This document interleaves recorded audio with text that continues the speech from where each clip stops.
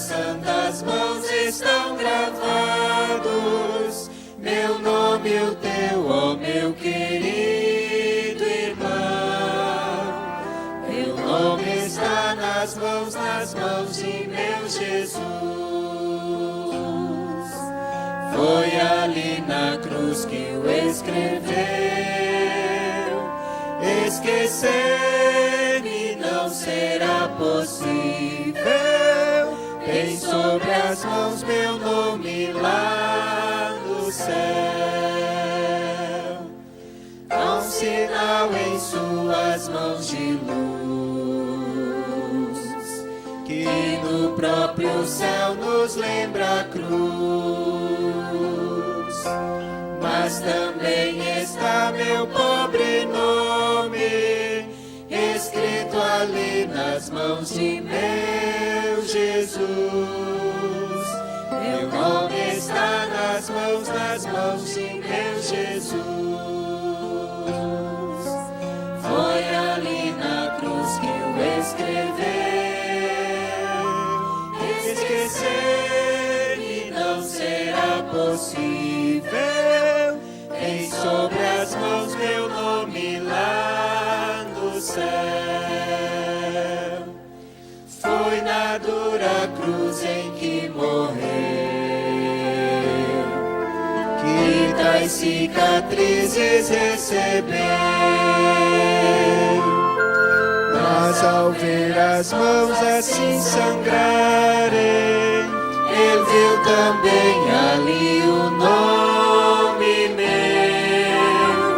Meu nome está nas mãos de meu Jesus. Foi ali na cruz que o escreveu. Esquecer-me não será possível. Tem sobre as mãos meu nome lá no céu. Amém. Amém.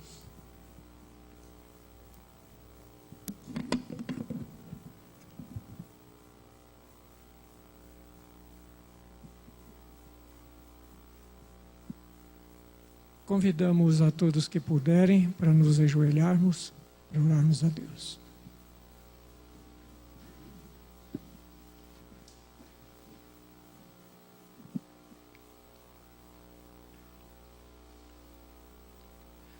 Querido Pai, que está nos céus, neste momento, a Tua igreja está diante do Senhor sobre os seus joelhos, para louvar, exaltar e glorificar o Teu nome, porque Tu és o nosso Criador e o nosso Redentor. Tu és digno de toda a honra, de todo o louvor e de toda a glória. Senhor Deus, rogamos-te neste momento que o Senhor continue conosco, porque o Senhor já está conosco, e que continue conosco. Rogamos que o Senhor fale ao coração de cada pessoa aqui presente nesta noite, de tal forma que possamos sair muito melhores do que quando aqui entramos. Bondoso Pai, usa o pregador desta noite, o pastor Denilson, que ele possa falar inspirado pelo Teu Espírito, iluminado pelo Teu Espírito, para que a sua mensagem possa alcançar a cada coração nesta noite. Abençoa também, bondoso Pai, a música que será cantada, para que ela possa elevar-nos para mais perto de Ti, possa preparar o nosso coração para ouvirmos a Tua palavra. Bondoso Pai, perdoa-nos naquilo que falhamos contra o Senhor neste dia. Derrama sobre nós o Teu Espírito, porque essa é a maior necessidade nossa nos dias atuais em que vivemos. Bondoso Pai, seja também com os que estão aqui que estão feridos, estão quebrantados, estão precisando de algo que só o Senhor sabe. Toma cada um de teus filhos em tuas mãos. Pai, fica conosco hoje e para sempre. Fala conosco nesta noite. São as bênçãos que nós te pedimos em nome de Jesus. Amém, Senhor. Amém.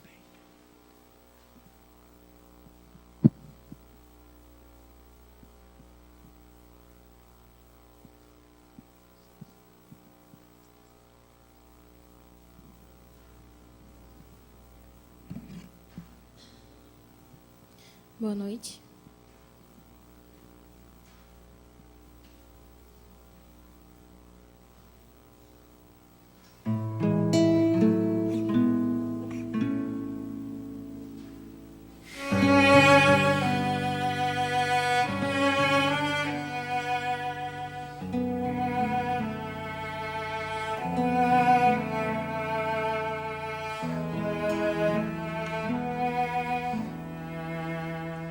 Não consigo entender o que tu vês em mim, ó Senhor.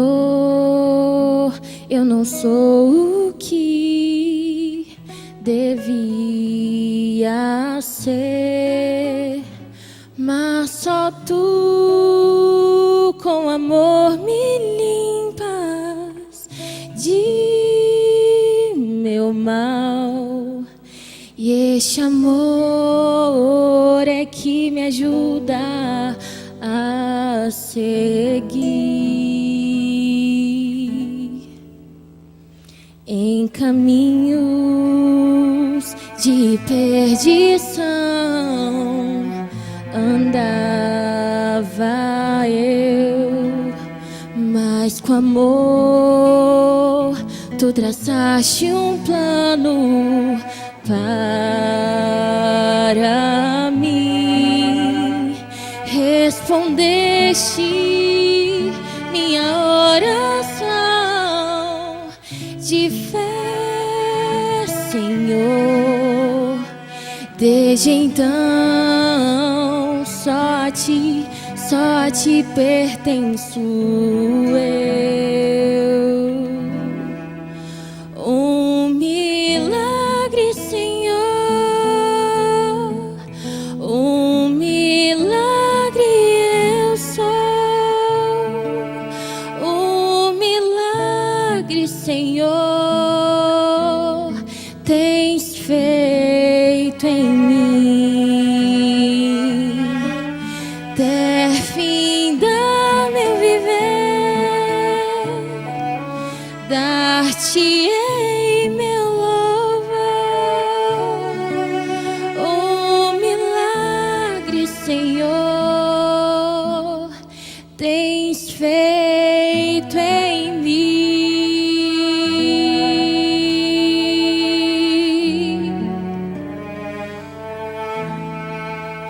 Um milagre, Senhor, tens feito em mim.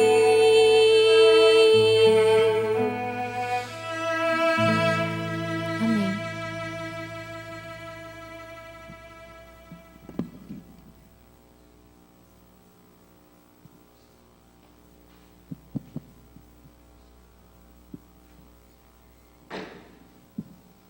Boa noite a vocês. Tudo bem, gente? Joia, joia. Como é que passaram de ontem para hoje?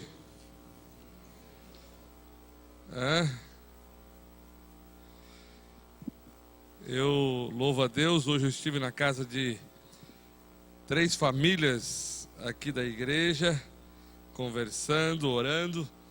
E louvo a Deus, foi uma bênção, viu? Que Deus seja louvado. Cumprimento quem está do teu lado, diga oi fulano, oi Beltrano, tudo bem com você? Aquela coisa toda. Boa noite.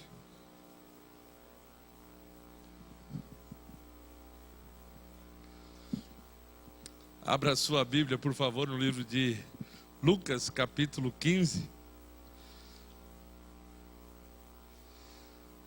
Ontem nós estudamos a importância de sabermos quem é Jesus para a nossa vida. O que ele significa para nós, qual a importância que isso tem para o nosso cristianismo. Hoje eu quero falar um pouco com vocês sobre o encontro de Jesus conosco. E a forma que muitas vezes nós nos encontramos com Ele.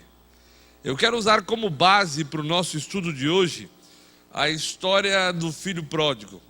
Você sabe que a parábola do filho pródigo não é uma parábola única, né? Vamos usar o contexto da parábola do filho pródigo. Na verdade, é uma parábola dividida em 3 partes. Como é que se deu a parábola do filho pródigo? Jesus estava numa casa conversando com pessoas. E ele estava curando, fazendo milagres. Ele estava com pecadores, ladrões, prostitutas. Estava com pessoas pecadoras diante dos judeus. E ele estava lá fazendo o maior milagre que Deus pode fazer no nosso coração. É transformação de um ser. Lá estava Jesus. Do lado de fora desta casa estavam os líderes religiosos. E eles estavam acusando mais uma vez a Cristo Jesus. Aí Jesus sai, fica na porta e começa a contar para esses homens uma parábola dividida em 3. E eles entendiam bem sobre isso. E Jesus fala da dracma perdida. E eles sabiam que era uma dracma perdida. Eles entendiam que quando Jesus falou da dracma perdida, era alguém que estava na igreja, mas infelizmente dentro da igreja não estava feliz pela maneira como estava vivendo a sua religião. Tem um monte de desfecho que dá para se fazer aí. Você sabe que na época de Jesus, uma noiva, ela ganhava um vestido todo bonito do seu pai, mas não era o vestido do casamento, mas era um vestido, e esse vestido ele tinha várias dracmas. A mulher na época de Jesus, ela era menosprezada, então se ela viesse a se separar, ninguém lhe dava nenhum tipo de ajuda. Nenhum tipo de ajuda. Se ela ficasse viúva, ou ela casaria com alguém da própria família, de forma muito particular com o irmão do marido, ou ela ficava à mercê da sorte. Essa dracma no vestido era uma maneira do pai estar dizendo: minha filha, se acontecer qualquer coisa no seu casamento, pelo menos você tem como sobreviver algum tempo. E a importância dessa dracma. Continuando a parábola, é falado sobre a ovelha perdida. Alguém que se perdeu, não sabe que está perdido, ou melhor, sabe que está perdido e precisa de ajuda. Jesus conta essa parábola e os fariseus estão ouvindo. A primeira é alguém que se perdeu e infelizmente não entende que está perdida. E complementando, Jesus conta a parábola do filho pródigo. É nessa parábola que nós vamos nos prender hoje. Quando Jesus agora, diante desses fariseus, começa a contar a parábola do filho pródigo. E eu quero tirar 3 lições aqui, mas antes, porém, nós vamos ler a Bíblia. E nós vamos estudar a Bíblia ao pano de fundo daquilo que já falei para vocês. Por favor, me permita orar mais uma vez pedindo a bênção do Senhor. Pai, obrigado pela Bíblia e porque temos a oportunidade de estudá-la. Que o Teu Espírito possa descer, ó Pai, mais uma vez e possa transformar nossa vida através da Bíblia. Em nome de Jesus. Amém. Eu vou ler do versículo 11 ao versículo 32. Você pode me acompanhar. E Jesus disse ainda: Um homem tinha 2 filhos. Certo dia, o mais moço disse ao pai: Pai, quero que o Senhor me dê agora a minha parte da herança. E o pai repartiu os bens entre os 2. Poucos dias depois, o filho mais moço ajuntou tudo que era seu e partiu para um país que ficava muito longe. Ali viveu uma vida cheia de pecado e desperdiçou tudo o que ele tinha. Vem comigo até o versículo 20. E saiu dali e voltou para a casa do pai. Quando o rapaz ainda estava longe de casa, o pai o avistou e, com muita pena do filho, correu e o abraçou e beijou. E o filho disse: Pai, pequei contra Deus e contra o Senhor e não mereço mais ser chamado de seu filho. Mas o pai ordenou aos empregados: depressa tragam a melhor roupa e o vistam. Ponham um anel no dedo dele e sandálias nos seus pés. Também tragam e matem um bezerro gordo. Vamos começar a festejar, porque este meu filho estava morto e viveu de novo. Estava perdido e foi achado. E começaram então a festa. Versículo 25. Enquanto isso, o filho mais velho estava no campo. Quando ele voltou e chegou perto da casa, ouviu a música e o barulho da dança. Então chamou o empregado e perguntou: o que é que está acontecendo? O empregado respondeu: o seu irmão voltou para casa vivo e com saúde. Por isso seu pai mandou matar bezerro gordo. O filho mais velho ficou zangado e não quis entrar. Então o pai veio para fora e insistiu com ele para que entrasse. Mas ele respondeu: faz tantos anos que trabalho como um escravo para o Senhor. Nunca desobedeci uma ordem sua.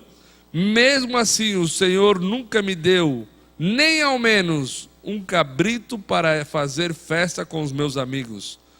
Porém, esse seu filho desperdiçou tudo o que era do Senhor, gastando dinheiro com prostitutas, e agora ele volta, e o Senhor manda matar o bezerro gordo. Então o pai respondeu: meu filho, você está sempre comigo e tudo que é meu é seu. Mas era preciso fazer esta festa para mostrar a nossa alegria, pois esse seu irmão estava morto e viveu de novo, estava perdido e foi achado. Você pode falar uma frase comigo? Deus não é alguém que se deva ter medo. Juntos? Deus não é alguém que se deva ter medo. Deus é alguém que se deva ter como um amigo. Vamos lá? Deus não é alguém que se deva ter medo. Deus é alguém que se deva ter como um amigo. Que imagem você tem de Deus? Sim, a imagem que nós temos de Deus faz toda a diferença na nossa maneira de viver o cristianismo. Que imagem você tem do Pai? Eu li um livro certa feita de Piaget, aonde é contado como Piaget chegou em algumas conclusões de seus estudos a respeito do ser humano.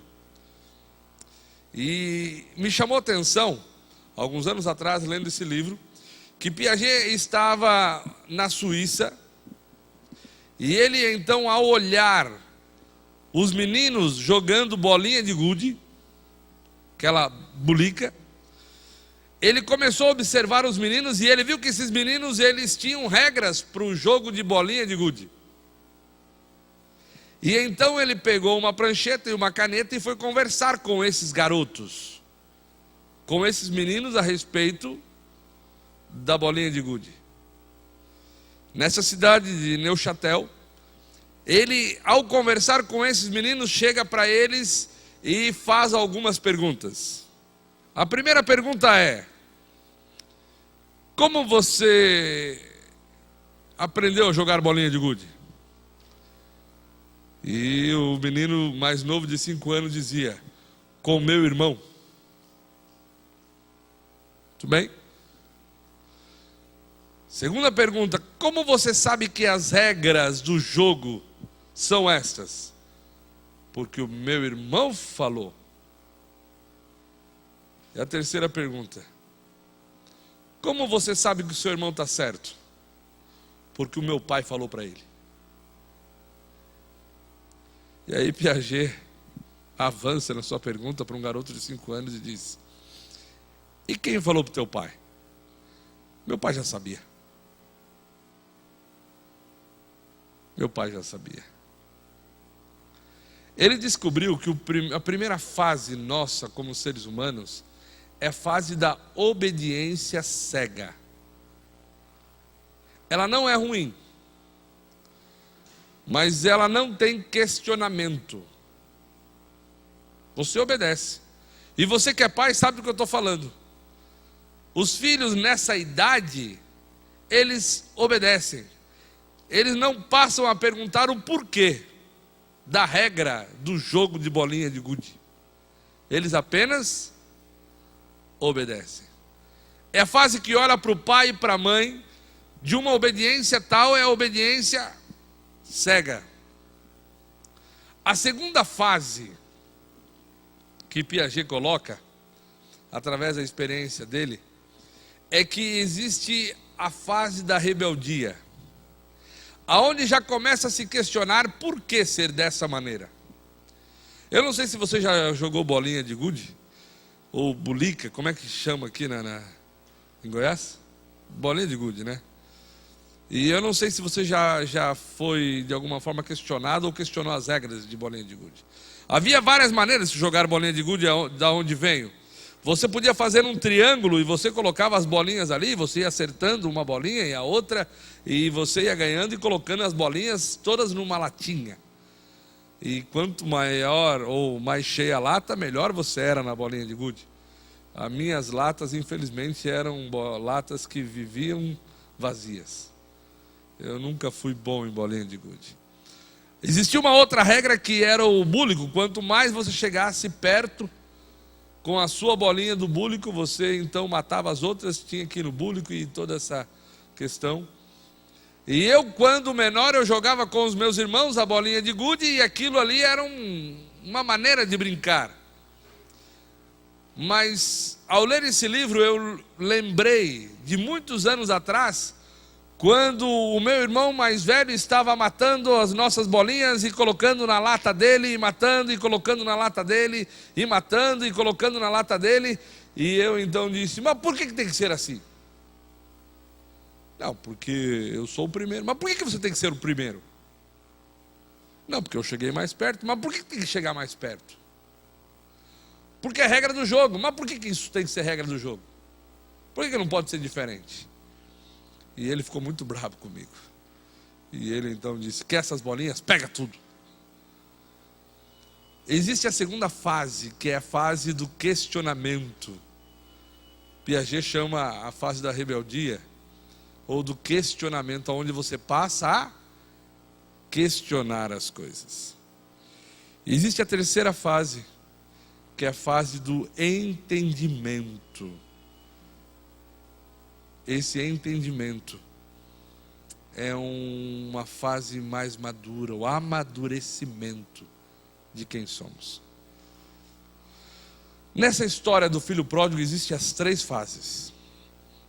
Eu quero começar com a fase da obediência cega. Vamos lá. Vamos começar então no versículo 25, primeiro estágio, a obediência cega. Filho mais velho. Enquanto isso, o filho mais velho estava no campo. Quando ele voltou, chegou perto da casa, ouviu a música e o barulho da dança. Então chamou o empregado e perguntou: o que é que está acontecendo? O empregado respondeu: o seu irmão voltou para casa vivo e com saúde. Por isso seu pai mandou matar um bezerro gordo, o filho mais velho ficou zangado e não quis entrar. Para por aí. A Bíblia diz que ele ficou bravo, zangado e não quis entrar. Esse filho mais velho representa a fase que nós obedecemos a Deus sem pensar o porquê obedecemos. Isso não é ruim. Mas sabe aquela obediência que vem e eu não quero nem saber o porquê. Deus mandou, é assim. Paulo diz, quando eu era menino, eu agia como menino. Quando a gente vai crescendo na fé, vai crescendo na nossa carreira cristã, nós temos que passar a amadurecer algumas coisas. Deus não quer que a gente o obedeça sem entender o que Ele quer para a nossa vida. Deus quer nos dar entendimento do cristianismo que vivemos. Por isso eu pergunto, quem é Deus para você? O filho mais velho via o pai como um homem brabo, ditador, alguém que não tinha carinho por ele, embora ele estivesse na casa há muitos anos, fazendo tudo o que o pai queria, o filho mais velho enxergava o pai como alguém que não lhe amava. Muitas pessoas estão dentro da igreja e não fazem nada de errado. Nasceram num lar cristão, vivem numa casa onde se obedece a Deus, não faz nada de errado, mas ainda assim enxerga Deus como alguém que está pronto para punir. Como alguém que está olhando para baixo com um chicote, pronto para punir aquele que vai errar. Se você for olhar o filho mais velho, ele representa pessoas na igreja que nunca deixaram esses bancos da igreja, mas não são felizes. Como posso ser um cristão sem ter felicidade? E a coisa que Deus mais quer é que a gente seja feliz. E então, Deus, através dessa parábola, quer dizer para a igreja que não é suficiente frequentar os bancos da igreja, embora seja importante frequentar a igreja, mas não é suficiente. O filho mais velho, ele pode representar alguém que nunca saiu de dentro da igreja, mas ainda assim está perdido. Ainda assim está perdido. Esse filho representou os escribas, os fariseus, que se consideravam santos e desprezavam as outras pessoas. Eu sou melhor do que ele. E Jesus estava à porta falando para aqueles homens. Esse filho representa aqueles que estão dentro da igreja, obedecendo às leis, cumprindo deveres, sem se enveredar por outros caminhos ou pelo pecado, pelos corredores escuros do mundo, e ainda assim, mesmo fazendo aquilo que a igreja pede, estão perdidos, porque eles enxergam um pai como alguém que se deva ter medo.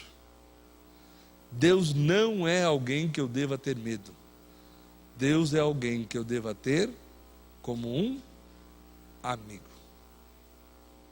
Você nota como o filho mais velho enxerga o pai? Vive dentro da igreja, mas está confiando na sua própria justiça. Vive dentro da igreja, mas não é livre.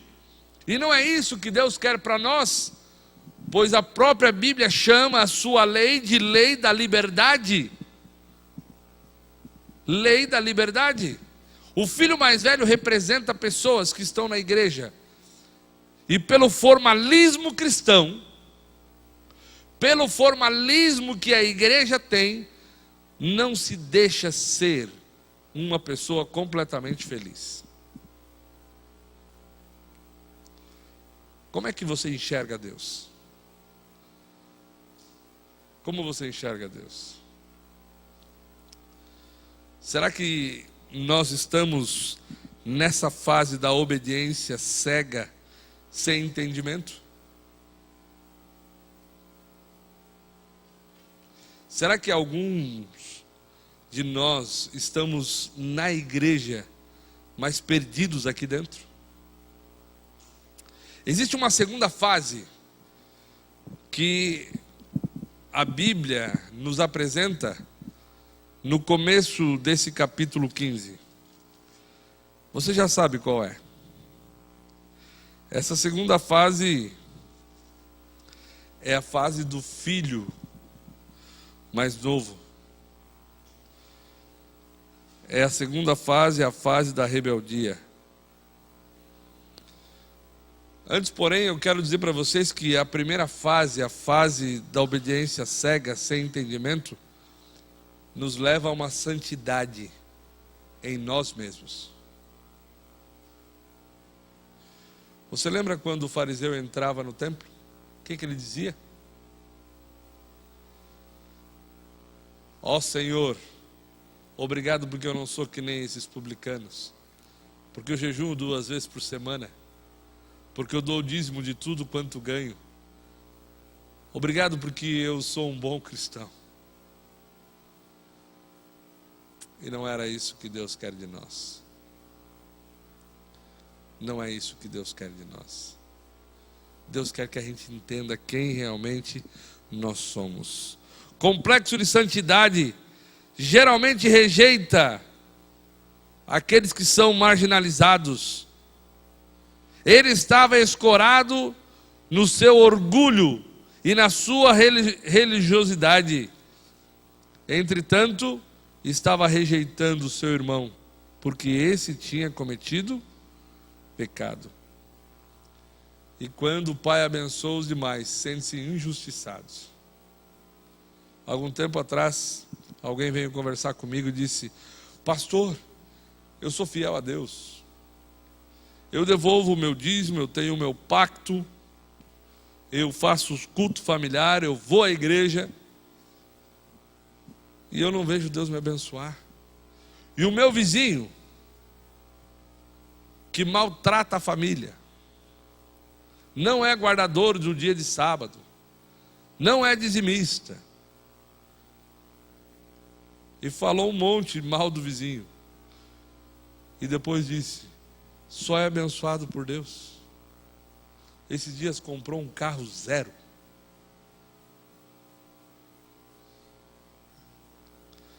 Olha como o filho mais velho, quando não tem entendimento do porquê obedecer, aonde é levado a pensar.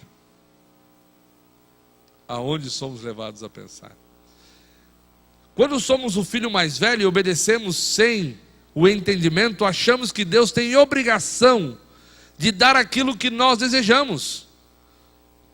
Quando no contexto todo, Deus quer nos dar o que vai nos tornar mais felizes: a certeza da salvação. A certeza completa da salvação eterna. Que tipo de cristão você tem sido até aqui? Agora sim, eu quero conversar com vocês sobre o primeiro filho. Vamos do versículo 11 até o versículo 24 comigo? Jesus disse ainda: um homem tinha 2 filhos. Certo dia, o mais moço disse ao pai: pai, quero que o Senhor me dê agora a minha parte da herança. E aí continua contando toda a história. Por que o pai tinha que dar a parte da herança? Você sabe o que significava isso?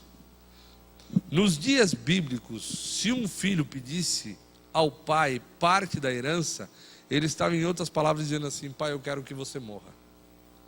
A herança não era repartida entre os filhos antes da morte. Isso não é muito longe daquilo que a gente pensa em nossos dias. Mas eu quero que você compreenda melhor isso. Quero que você compreenda melhor. Eu visitei um senhor no Paraná com muitas posses uma vez. Um irmão de nossa igreja. E ele tinha apenas uma filha. E essa filha estava casando. E eu fiz muita amizade com aquela família. Muita amizade. E a filha iria casar e ele tinha muitas posses. Muitas casas, barracões de aluguel, muitas coisas ele tinha. E então, a mulher dele veio falar comigo e disse: pastor, você pode conversar com meu marido? Ele gosta muito de você e lhe respeita. Para quê, minha irmã? Para que ele dê uma casa para a filha. E para que ele dê um carro para a filha e para o genro. Para eles começarem a vida. Uma casa para ele não vai fazer falta nenhuma. Só que dificilmente meu marido vai fazer isso se alguém não conversar com ele. Entendendo o tanto que aquele homem tinha de posses, eu fui conversar com ele. Isso aí não vai fazer diferença. Ele me atendeu bem, um alemão, fala pouco. Pois não, fomos à casa dele, conversamos. E eu disse para ele: ô irmão, a filha vai casar, que bom, a filha vai casar. Pois é, irmão, e onde ela vai morar? Ah, não sei, isso é com ela e com o noivo. Eu falei: ih. Depois daquele papinho que a gente sabe, inicial ali, falei: irmão, eu vou direto no assunto. Ele: o que foi, pastor? Falei: irmão, o senhor já contabilizou quantas casas e barracões o senhor tem? Eu achei que era tanto, mas ele me disse mais de 200. E eu falei: irmão, que tal o senhor dar uma casa e um carro para sua filha, sua única filha? Ele olhou para mim e disse: eu conquistei tudo com o meu suor. Ela vai conquistar com o suor dela. Enquanto eu for vivo, tudo é meu. Quando eu morrer, ela vai usufruir. E fechou a cara. E eu fiquei lá. O que eu faço agora? Eu falei: tudo bem, irmão. Não teve jeito. E aí ele me explicou.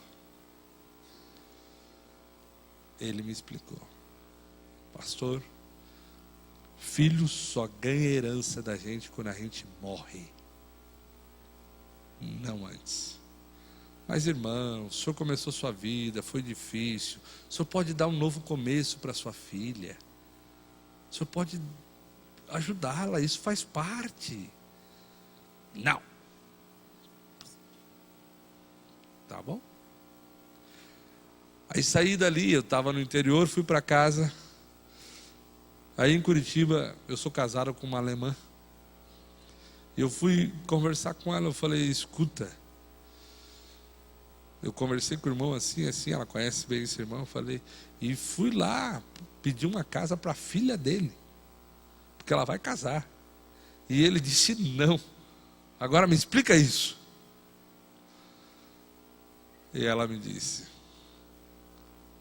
eles têm a mania o entendimento de que qualquer coisa que o pai for dar é só depois de morto. Cada um tem que lutar pelo seu. Na época de Jesus não era diferente. Se um filho falasse para o pai: me dá parte da herança, o filho estava dizendo: eu quero a sua morte. Eu não tenho interesse nenhum em você. Eu não te amo como meu pai. Nota como o filho rebelde vê o pai. O filho mais velho vê o pai como alguém que não se deva ser amigo, deva ser servo. E a Bíblia diz exatamente isso. A palavra servo ali, no original, é doulos, que quer dizer escravo. A palavra servo que o filho mais novo usa: eu serei escravo, serei servo igual a outros empregados. É doulos, escravo. Ambos são filhos de um mesmo pai e ambos enxergam o pai como um senhor que se deva ter medo. Como você enxerga Deus? E a Bíblia diz que esse jovem então sai, gasta tudo que tem, você conhece a história, e ele reconhece que precisa voltar para a casa do pai. Ele começa a enxergar o pai como alguém amorável. Você está na fase da rebeldia, onde você está pensando em deixar as coisas de Deus por rebeldia? Uma vez alguém me procurou em algum lugar desse mundo e disse assim: pastor, não vou mais à igreja. Aí você já se assusta, né? O que está acontecendo? Vamos conversar, o que está acontecendo? Deus não gosta de mim. Por que Deus não gosta de você?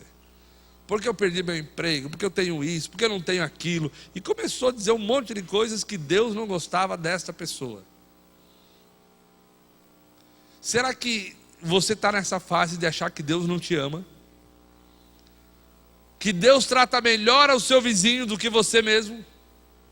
Que Deus dá bênção para o outro, mas não dá para você? Sabe, queridos, a maior bênção que temos é conhecer o que conhecemos e viver o cristianismo com alegria. É a salvação que nós temos em Cristo Jesus. Por isso, a pergunta que eu estou fazendo hoje: como você enxerga Deus? Como alguém que é tirano? Como alguém que, se você sair fora da linha, ele está pronto a te fuzilar? Como você tem enxergado a Deus?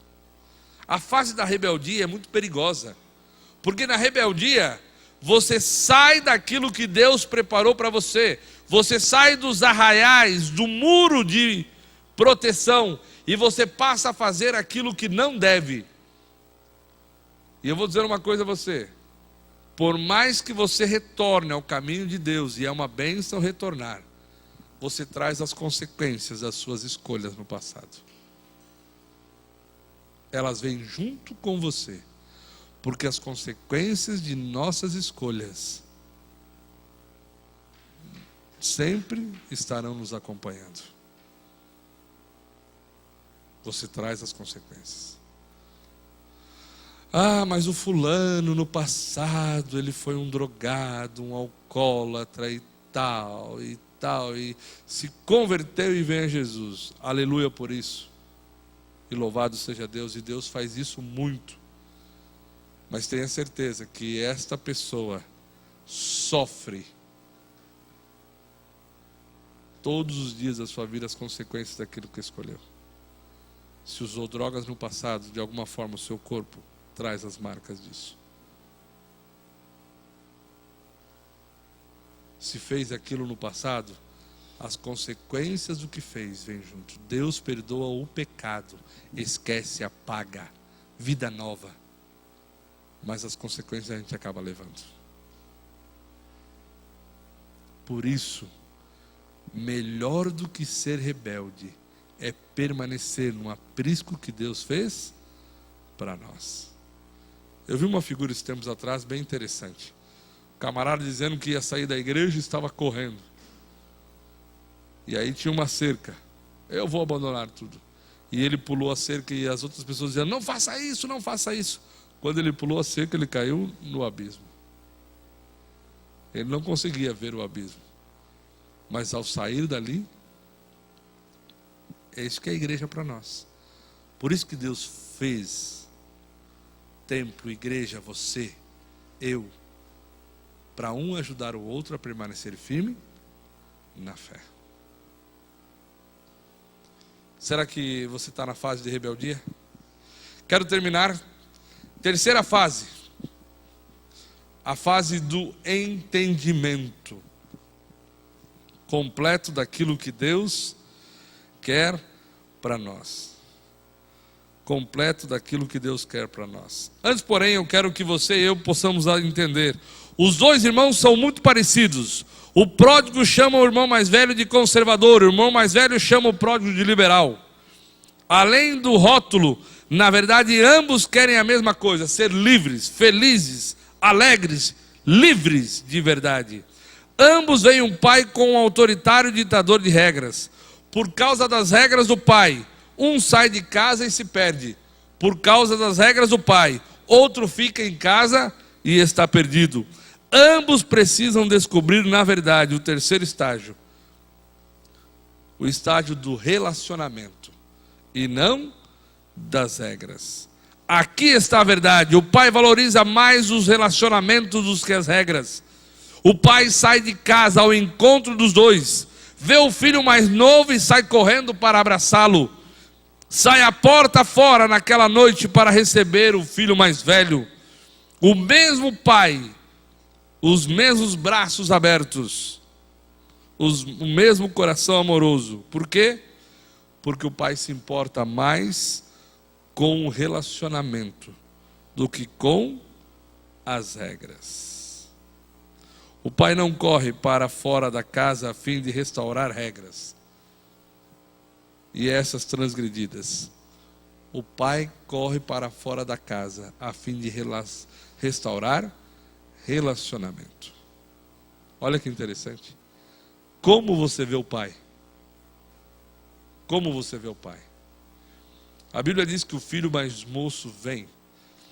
E eu vou agora relembrá-los que a Bíblia diz que o pai estava olhando se o filho viria ou não. Se o filho viria ou não. Sabe, queridos, nós temos que começar a entender o texto bíblico para a gente compreender bem o que é isso. Existia a casa da fazenda, a plantação, então a porteira da fazenda. O pai ficava do lado de fora da casa, olhando se o filho mais novo estava vindo. Sabe por que isso? Porque o pai tinha esperança que o filho mais novo voltasse. O pai tinha esperança que o filho mais novo viesse. O pai tinha esperança que o filho mais novo retornasse. E ele não cessava, não perdia a sua esperança. Talvez eu estou falando para algum pai, alguma mãe que hoje não tem os seus filhos consigo na igreja. Eu quero dizer para vocês o seguinte: não percam a esperança. Não percam a esperança. Deus tem feito um trabalho na vida deles e Deus necessita da sua oração para que esse trabalho possa continuar. Deus quer trazê-los todos à casa do Pai. Todos. Não perca a sua esperança. Mas sabe por que o pai olhava? Além de ter a esperança, o pai olhava porque ele queria sair correndo. Para o judeu, um homem de cabelos brancos, um homem já velho, sair correndo era uma afronta. Um homem velho não corria, ele caminhava. Você já viu alguém importante correr? O presidente de uma república? Alguém importante ficar correndo? É deselegante correr, nesse sentido. Há um caminhar sereno. Mas quando a Bíblia diz que o pai corre, o pai não está ligando se ele é alguém importante ou não. O pai está mais preocupado com o filho. Deus está preocupado com você porque é seu pai. Mais do que isso, a Bíblia diz que o pai foi, o abraçou. Eu pergunto, quando você abraça alguém, essa pessoa tem condições de se ajoelhar na sua frente? Sim ou não? Você abraça e se cura. Se você for ver o contexto bíblico, o pai queria dizer com isso que ele estava reconhecendo o filho como filho e não como servo. É meu filho.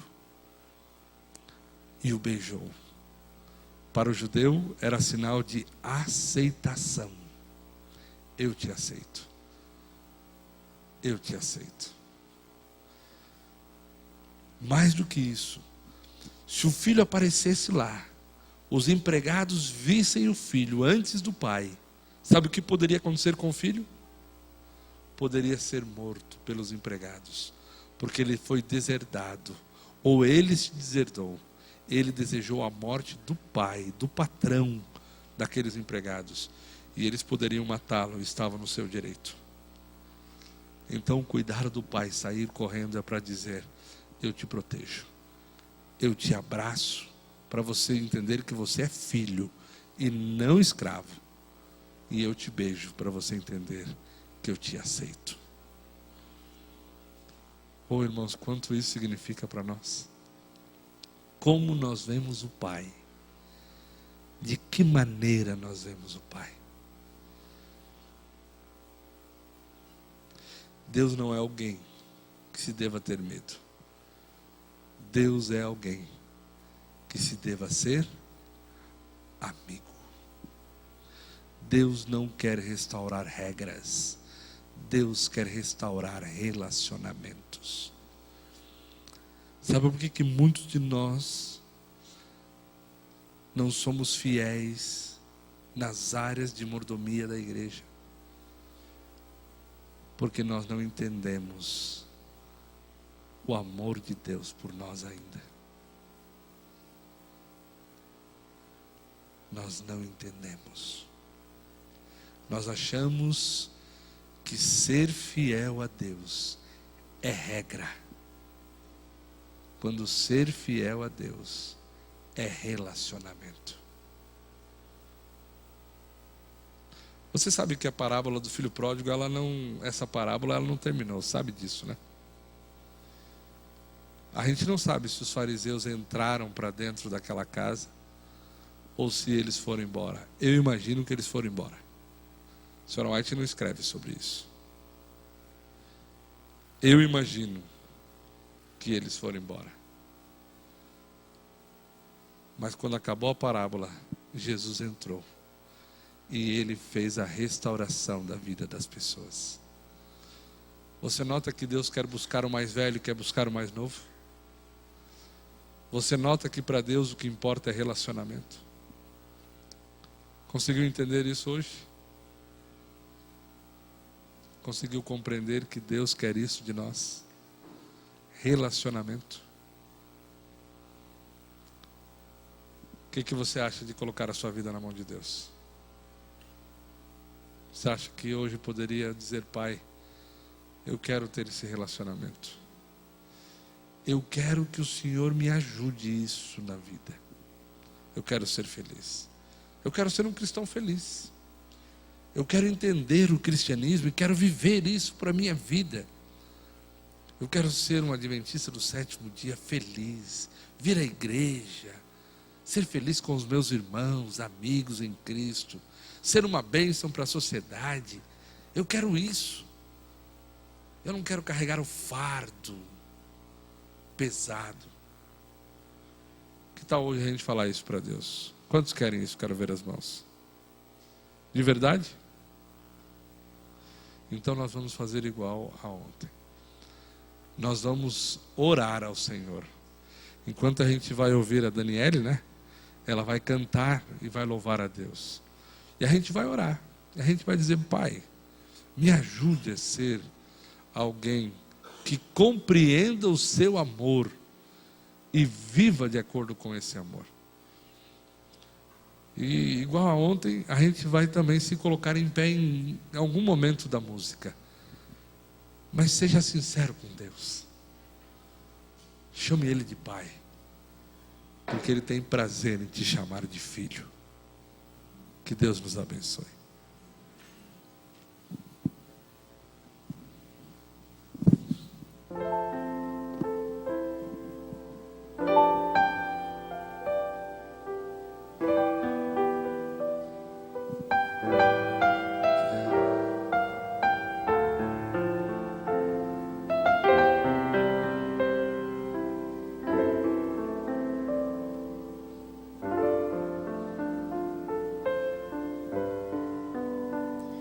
Quando Jesus te chama e tu não vens, pra onde vais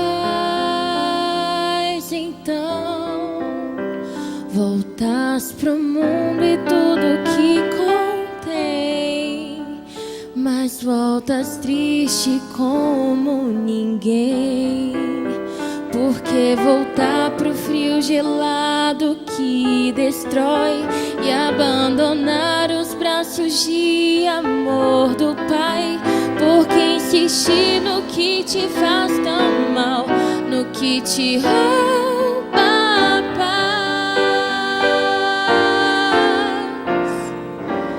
Vem, vem pra Jesus. Vem pra Jesus. Agora é o momento, não podes deixar pra depois.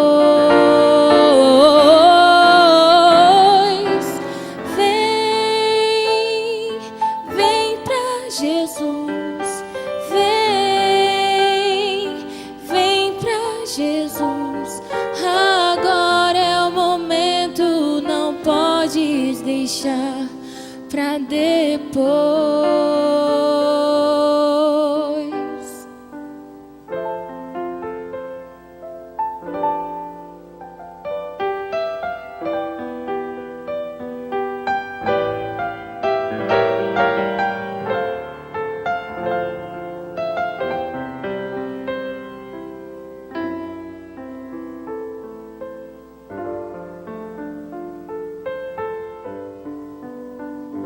Quando Jesus te chama e tu não vens, pra onde vais então?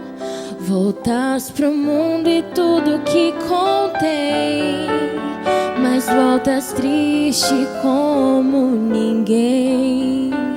Junto de Cristo existe sempre um bom lugar, onde calor e abrigo pode se encontrar, onde tua vida pode retomar tua força e seu vigor.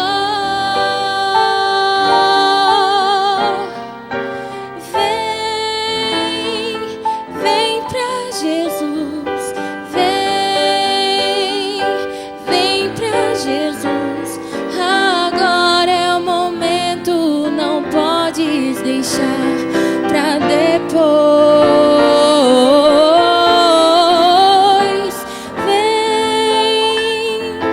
Vem pra Jesus.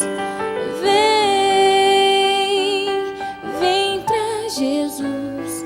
Agora é o momento, não podes deixar pra depois.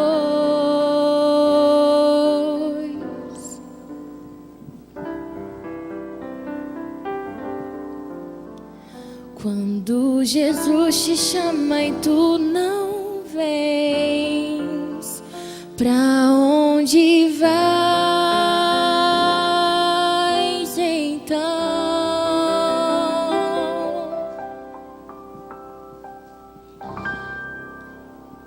Deus quer que todos nós possamos estar na fase do estágio do relacionamento com Ele,